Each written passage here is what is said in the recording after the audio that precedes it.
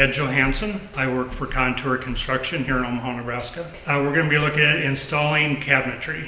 Roughly, including the bathrooms, we're looking at probably 1,000 plus between the two units. One of the first steps is actually looking at your shop drawings to kind of figure out the lay of the cabinets, where your refrigerator, where your oven and dishwasher and those things are, because those all come into play at a later time. The next step would probably be finding your high spot in your floor, because you want all the cabinetry to be level, so when they put the countertop barn, it bridges across the range opening. You don't want one higher than the other.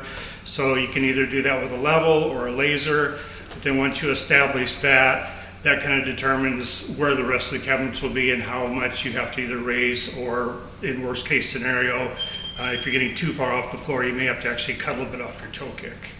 So the next step would be, once you've looked at your shop drawings, you have to make sure you leave enough room for your dishwasher and range, things like that. One of the things that you'll run into is actually the plumbing that will come into like the kitchen sink area. In this particular case, we have plumbing that comes up through the floor for the water lines, and then you also have your waste lines going out the backside. So you have to position your cabinet roughly where it's going to be, take your measurements, drill your holes, and then slide that cabinet into position.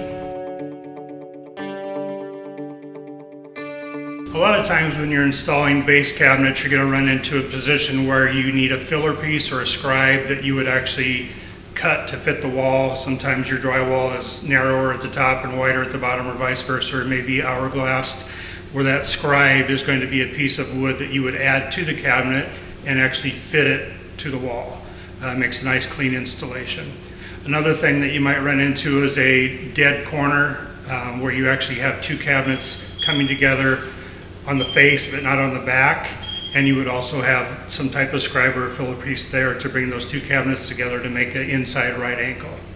This is a situation where I was talking about a blind corner, where you actually have this cabinet and this cabinet being joined together, and the scribe or the filler pieces are connecting the fronts, but the back is actually all hollow. So then what we do is we put a cleat to hold up the countertop, and all the rest is just an empty void. This is where the range will be, and this is important that you leave the correct amount of space to fit your appliances in. Generally it's a 30-inch opening. You want to make sure you're within 1/8 of an inch plus or minus of that, otherwise your appliances won't work.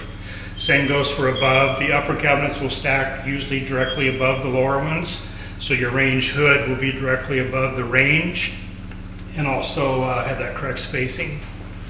The upper cabinets generally are usually 18 to 20 inches above the countertop, and that's why it's important, once again, to find your level or your high spot of your floor, so that when you set your upper cabinets, you have the correct distance between your countertop and the uppers all the way around as well.